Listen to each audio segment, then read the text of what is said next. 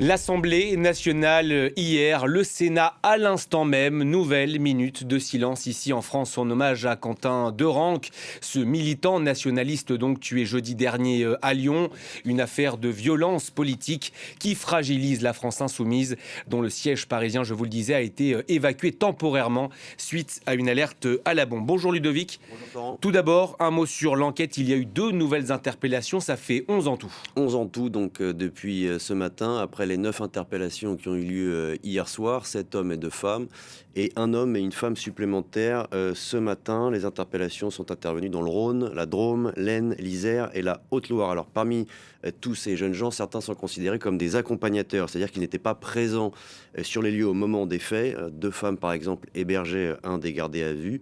Ceux qui sont vraiment dans le viseur des enquêteurs, ce sont les 6 auteurs directs, donc les 6 personnes qui avaient déjà été mentionnées par le procureur de Lyon lors de sa conférence de presse lundi. Ensuite, là, je vais vous donner une information de RTL qui cite le parquet de Lyon. Jacques-Élie Favreau est actuellement en garde à vue pour homicide volontaire. C'est-à-dire que les policiers pensent l'avoir identifié sur les vidéos tournées le 12 février sur les lieux de l'agression comme l'un de ceux qui a porté les coups mortels à Quentin Derenque. Jacques-Élie Favreau, qui on rappelle est l'assistant parlementaire de Raphaël Arnaud, député LFI. Exactement. En fait, ancienne attachée parlementaire désormais du député LFI Raphaël Arnaud, lui-même cofondateur de la Jeune Garde, on va y revenir, puisque Raphaël Arnaud a annoncé avoir mis fin au contrat de Jacques-Élie Favreau hier. La Jeune Garde donc, est au cœur de cette affaire dont fait partie Jacques-Élie Favreau et qui a été cofondé par Raphaël Arnaud. C'est ce groupuscule autoproclamé anti-fasciste. Je rappelle que Jacques-Élie Favreau est présumé innocent. Il avait dès dimanche, dans un communiqué transmis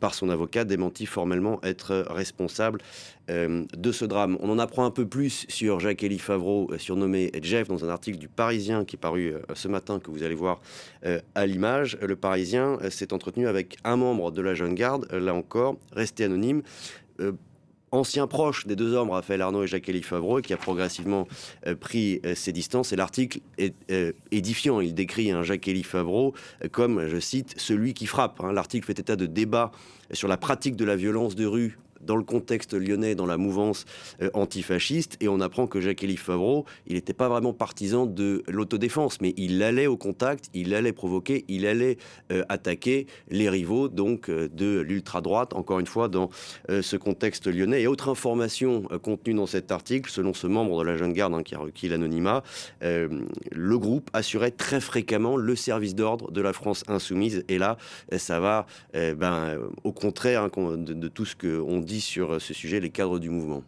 La France insoumise qui est donc dans l'œil du cyclone désormais. On a donc parlé tout à l'heure de cette alerte à la bombe qui a conduit à l'évacuation du siège national parisien de LFI. Ça témoigne bien sûr d'un climat d'extrême tension. Ah oui, un climat très lourd. Bon, l'alerte maintenant est terminée. C'est un mail qui a été rendu public par l'entourage de Jean-Luc Mélenchon, qui est à l'origine de cette alerte à la bombe. Un mail qui indique que des explosifs ont été placés dans les locaux dans la nuit de mardi à mercredi. Et le message se termine comme ça. Je vous cite, « Vous allez le payer au centuple pour avoir assassiné Quentin.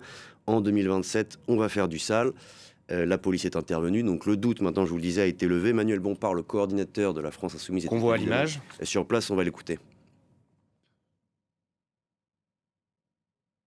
Je vais dire solennellement aussi à une grande partie de la classe politique et à une grande partie de la classe médiatique qui, depuis des jours et des jours, relaient des accusations qui sont des accusations mensongères et infamantes à l'égard de la France insoumise, que ces accusations, elles ont des conséquences extrêmement concrètes. Donc je leur demande maintenant d'arrêter de se livrer à cette instrumentalisation absolument abjecte du drame qui a eu lieu jeudi soir à Lyon, sur lequel la France insoumise ne porte aucune responsabilité.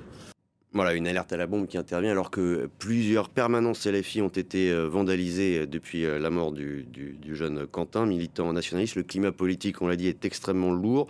Dernière information, la préfecture de Loire-Atlantique a interdit toute manifestation à Nantes entre cet après-midi et jeudi, alors qu'un hommage à Quentin était justement prévu ce mercredi soir à Nantes. Merci pour ce point, Ludovic. On parlait de ces fortes tensions. On part tout de suite à l'Assemblée nationale où nous y attend Johan Baudin. Forte tension également, bien sûr, au Palais Bourbon.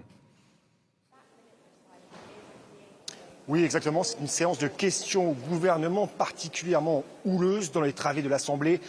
Après hier, une minute de silence qui s'est tenue ici dans l'hémicycle et qui a été respectée par tous les députés, les prises de parole tournent à l'affrontement politique. Ils éclipsent dans la salle des pas perdus les prises de parole qui devaient être centrées notamment sur les questions de santé ou d'éducation.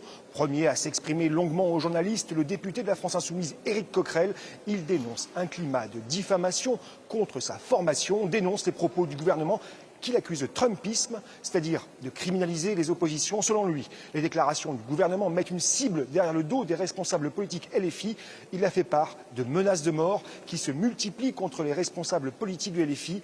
Lui-même, d'ailleurs, aurait reçu une lettre de menace de mort et souligne, selon lui, la violence des groupuscules d'extrême droite contre les syndicalistes ou les militants d'extrême gauche. Ici, au Palais Bourbon, quasiment tous les partis pointent du doigt dans ce drame la responsabilité morale des insoumis. Responsabilité morale, ce sont les mots employés par la porte-parole du gouvernement, Maud Brejon, qui demande à la formation d'extrême droite, d'extrême gauche, à faire le ménage dans ses rangs. Même François Hollande estime que face à ce drame, plus aucune alliance ne serait possible avec LFI. La droite et l'extrême droite, eux, sont les plus virulents. Le président du Front National, Jordan Bardella, doit tenir une conférence de presse sur ces événements. Il appelle à établir un cordon sanitaire contre LFI.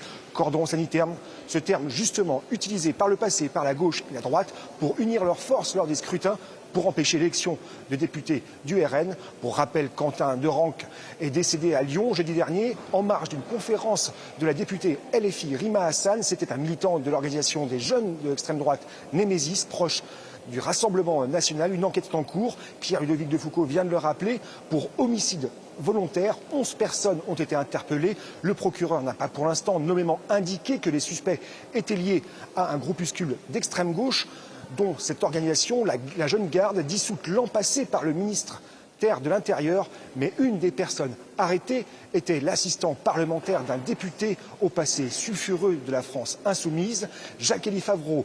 Il a interdiction de se rendre à l'Assemblée nationale et Pierre-Ludovic de Foucauld vient de vous donner cette information. Il a été placé en garde à vue. C'était l'assistant parlementaire du député LFI Raphaël Arnaud. Le député a précisé depuis avoir engagé des procédures pour mettre fin à son contrat. Ce même député LFI est le cofondateur de ce groupuscule appelé la Jeune Garde. Plusieurs parlementaires LFI ont indiqué que le groupe politique avait des liens avec l'organisation qu'il qualifie d'antifasciste, dès lors que ce mouvement se réclame de la non-violence et dans l'autodéfense, tout comme le leader des Insoumis, Jean-Luc Mélenchon, qui a déclaré que l'organisation était alliée à LFI, des propos ambigus qui risquent donc d'enflammer les débats ici, dans l'hémicycle.